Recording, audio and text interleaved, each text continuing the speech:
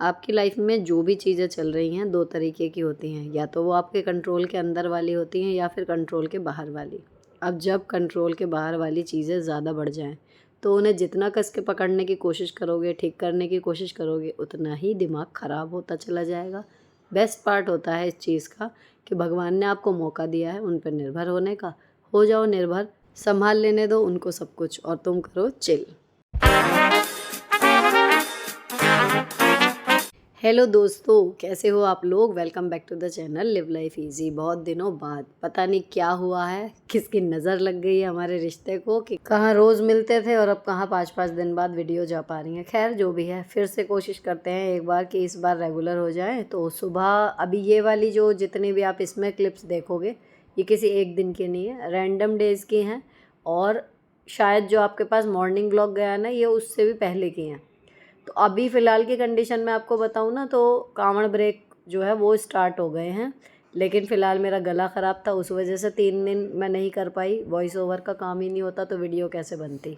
अभी सुबह उठ के ना सबसे पहले वही प्री प्रिपरेशन में मैंने आलू बॉईल होने के लिए रखे हैं। ब्रेड पकोड़े का आज प्लान था जिस दिन का ये शूट है, और इतने आलू बॉईल होंगे इतने मैं लग गई थी अपना सफाई में, जो रेगुलर रहता है मॉर्निंग रूटीन। और इवनिंग भी अब तो फिक्स सा हो गया है। जल्दी शेयर करूँगी जो अलार्म के हिसाब से सेट किया है, कैसे कैसे हर चीज़ का टाइम बना है।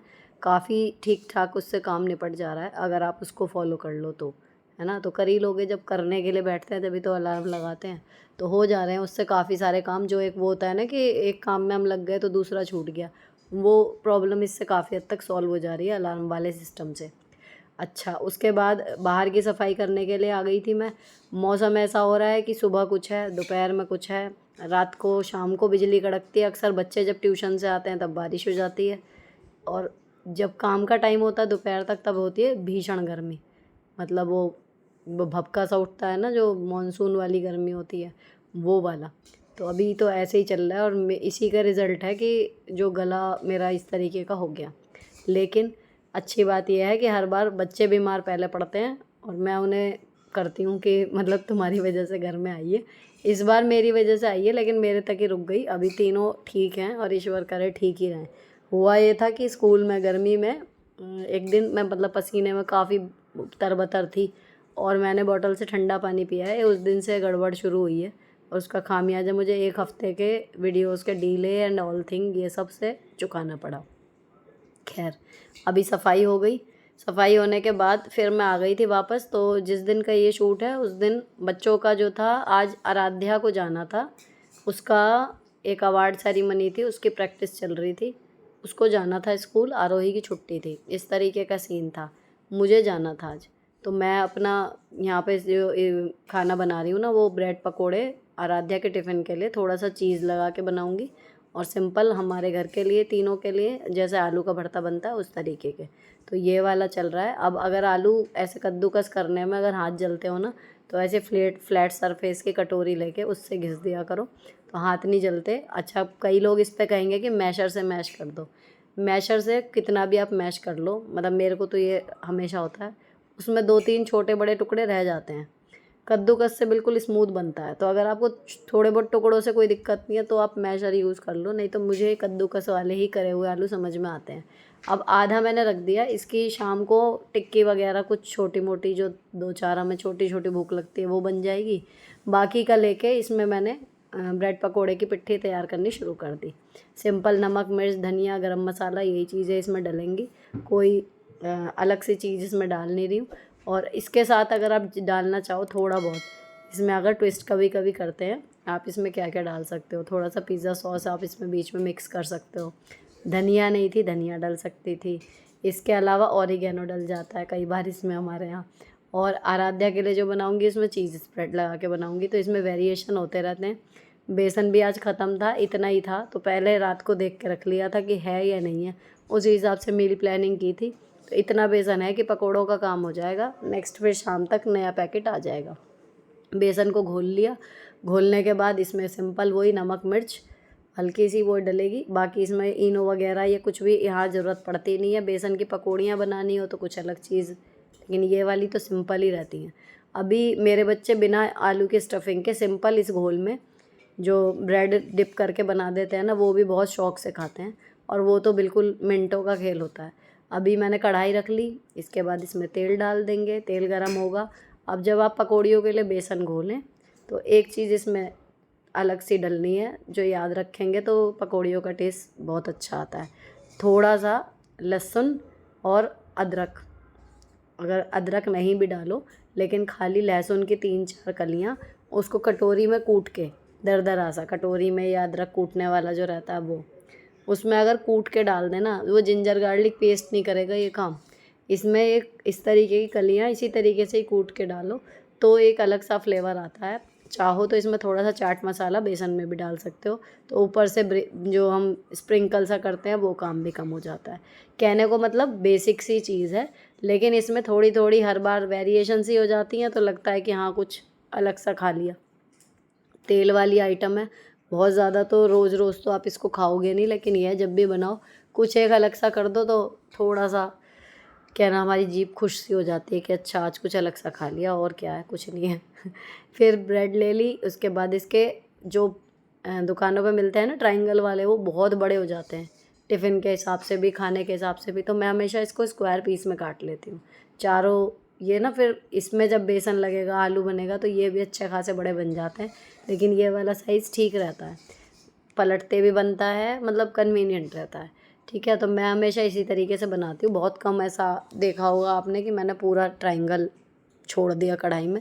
इस तरीके से ही बनते हैं, तो देखने में भी छोटे छोटे अच्छे से लगते हैं और बनाने में आसान होते हैं, सबसे बड़ी बात। अब इतने तेल जो गर्म होगा, इतने ये मैंने जितनी भी ब्रेड निकाली थी ना, इनको आलू लगा के सेट करके रख लूँगी। कहने का मतलब किचन में जब खड़े हो 1 घंटा, जो मैं हमेशा आपको कहती हूँ 1 घंटा कुकिंग, आप लोगों को लगता है कि सिंपल कुकिंग होती है इसलिए हो जाती है, लेकिन जब फेस्टिवल होते हैं ना, या फिर कोई स्पेशल मील मुझे बनाना है किसी गेस्ट के लिए, जिसमें 4-5 आइटम भी बनते हैं, तो भी 1 घंटे से सवा घंटे तक ही जाता है। प्रोसेस ये होता है कि जब आप खड़े हो किचन में, पूरा दिमाग उसमें इस तरीके से लगाओ कि ना तो कोई चीज़ खाली बैठे, जिसको रेस्ट करना है वो रेस्ट कर रहा है, सूजी है या कोई चीज़ भिगोने की है वो चल रही है, किसी को प्रेशर कुकर में सीटी मारनी है वो मार रहे हैं, कहीं पे आप चॉपिंग कर रहे हो, कहीं कुछ कर रहे हो, आप अकेले भी बिना किसी की हेल्प के। जब आप लगता है ना, कई बार मेरे हस्बैंड इतनी मदद करते हैं कि जिनके पास हेल्पिंग हैंड नहीं है वो कैसे करें, तो ऐसा नहीं है कि ये हमेशा से इतने ही हेल्पिंग हैंड हमेशा से रहे हैं, बिज़ी रहते थे कई बार किचन में, बस सर्विंग के टाइम पे ही आ पाते थे, उस टाइम पे भी काम कर रही है। लेकिन बात यह है, जब हमें पता होता है कि अकेले करना है तो हाथ उसी हिसाब से चलते हैं। और बहुत सारी जो मेरे व्यूअर्स हैं, 10 में से 7 मुझे लगता है ऐसे ही लोग हैं जिनके हेल्पिंग हैंड नहीं है, तो वो खुद ही करते हैं, है ना, तो हो तो जाता है। बात यही है कि आप खाली ना खड़े हो, कोई चीज़ कुक हो रही है आप उसको देख रहे हो, उसके बजाय जो भी काम हो सकता है उतना करते रहो, तो इसमें ऑन द गो क्लीनिंग भी होती रहती है, आपकी जो भी छोटी छोटी प्रिपरेशन होती है वो भी होती रहती हैं, और आप देखोगे कि 1-1.25 घंटे में काफ़ी सारी चीज़ें, अगर आप खड़े हो ये सोच के कि हाँ ये बनाना है, तो बन जाता है, बशर्ते कि आपको पता हो एग्जैक्ट आप क्या क्या बनाने वाले हो। ठीक है, थोड़ा सा माइंडफुली प्लान करना होता है तो हो जाता है। अब इसमें मैंने ये आराध्या के टिफ़िन के लिए बनाए हैं, तो वो अपनी फ्रेंड्स के लिए भी 1-2 कह रही थी कि एक्स्ट्रा रख देना, जितने उसे खाने हैं उससे 1-2 एक्स्ट्रा, तो मैंने ये 6-7 बना दिए। इसमें मैंने आलू की पिट्ठी के साथ थोड़ा सा चीज़ स्प्रेड भी लगाया है। अच्छा, ये चीज़ स्प्रेड मेयोनीज से ठीक है, बाकी आप घर पे भी बना सकते हो। पनीर का आप सर्च करके देखना, DIY मैंने भी एक बार बनाया था वीडियो में, तो बन जाता है, वो लगा के भी आप ट्राई कर सकते हो। अब फिर मैं स्कूल चली गई थी, नेक्स्ट क्लिप बनाई मैंने स्कूल से आने के टाइम की, और ये शायद नेक्स्ट डे की है। मैंने नेल पेंट वगैरह भी लगाई थी बीच में, ये पिछले 6-7 दिनों में बीच बीच का शूट है, जब मुझे लगता था कि चलो कुछ कर लेती हूँ तो मैं कर लेती थी शूट, लेकिन फिर वो डिसकंटिन्यू हो जाता था। बारिश का आनंद लेती हुई खैर मैं आ गई। उसके बाद ये सूट जो मैंने मंगाए थे, इनका मैं जल्दी ही जस्टिफाई और ब्लेसिंग विद सुनीता पे डिटेल वीडियो इस तरीके का शूट करूँगी, जो बहुत सारे क्वेश्चन आ रहे हैं कि मैं आपको दिखाती हूँ तो मैं इन सूटों का करती क्या हूँ, फ्री मिलते हैं, मुझे पैसे देता है मीशो या कुछ और, इन सारे प्रश्नों के मैं जवाब आपको प्रॉपर वीडियो में दे दूँगी। यहाँ पर एक एक कमेंट में इसीलिए नहीं दे पाती कि इतनी सारी बात क्या ही बताऊँ। खैर फ़िलहाल आप देखो ये वाले सूट, नुकसान आपका इसमें कुछ नहीं है, मेरा फ़ायदा भले हो सकता है लेकिन आपका नुकसान कुछ नहीं है, इसीलिए मैं ये दिखाती हूँ आपको। ये वाला सूट जो है वो ब्रांडेड है लिबास का। अब ये ना मैंने इसीलिए मंगाए थे महंगे सूट, ताकि जो बॉटम छोटे पड़ने की वो थी, और बहुत लोगों को शिकायत रहती है कि मीशो के कपड़े अच्छे नहीं होते एंड ऑल दैट, तो मैंने ये शॉप्सी या फ्लिपकार्ट से अटैच्ड है वो, उससे मंगाए थे। और ये 1000 कुछ का सूट था। अभी सेल चल रही है फ्लिपकार्ट पे, तो 900 कुछ का भी मिल जाएगा, 800 कुछ का भी था कल। और दूसरा ये वाला है वरंगा का।